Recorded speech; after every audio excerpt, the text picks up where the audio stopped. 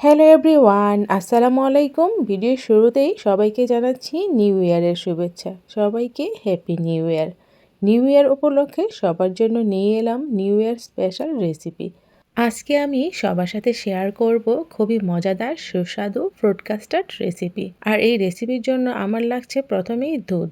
একটা বড় পাতিলে আমি প্রথমেই নিয়ে নিচ্ছি 4 কাপ পরিমাণ লিকুইড দুধ। দুধটা আমি নর্মাল তাপমাত্রায় নিয়েছি।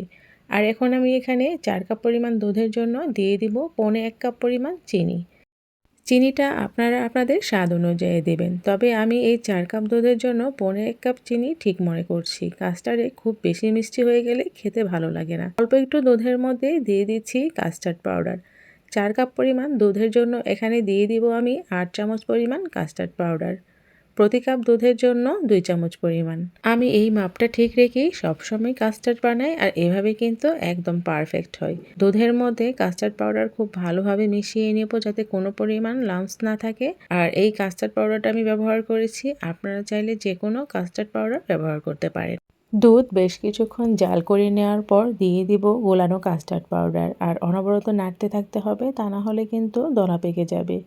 কিছুক্ষণ জাল হওয়ার পরেই দুধটা বেশ ঘন হয়ে আসবে।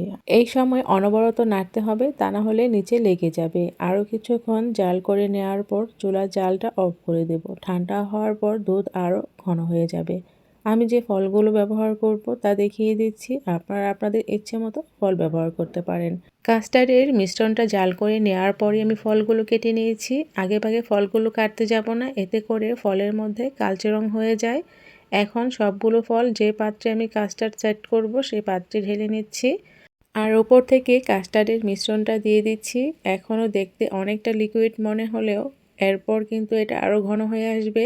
আর এই কাস্টার্ড খাওয়ার আসল স্বাদই হচ্ছে একটু ফ্রিজে রেখে খেলে ভালো লাগে, তাই আমি ওভারনাইট ফ্রিজে রেখে দিব। এতে করে আরও বেশ খানিকটা ঘন হয়ে আসবে, তখন কিন্তু এতটা পাতলা মনে হবে না। আর এখন আমার কাস্টার্ডটা একদম রেডি খাওয়ার জন্য, চাইলে এখনও খাওয়া যেতে পারে, তবে আমার বেশ ভালো লাগে যখন ফ্রিজে রেখে পরদিন খাই। এই তো পরদিন ফ্রিজে রাখার পর কাস্টার্ড অনেকটাই ঘন হয়ে এসেছে।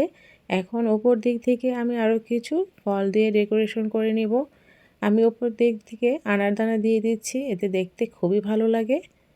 নতুন বছরে নতুন দিনে এই রেসিপিটা পরিবারের সবার সাথে শেয়ার করতে পারেন। বাচ্চারা তো পছন্দ করবেই, বড়রাও অনেক বেশি পছন্দ করবে। এভাবে কাস্টার্ড বানিয়ে পরিবারের সবার সাথে শেয়ার করবেন। আর আমার রেসিপিটি ভালো লাগলে অবশ্যই আমার চ্যানেলটিকে সাবস্ক্রাইব করে আমার পাশেই থাকবেন। সবাইকে আবারও নতুন বছরের অনেক অনেক শুভেচ্ছা। সবাই ভালো থাকবেন, সুস্থ থাকবেন। আল্লাহ হাফেজ।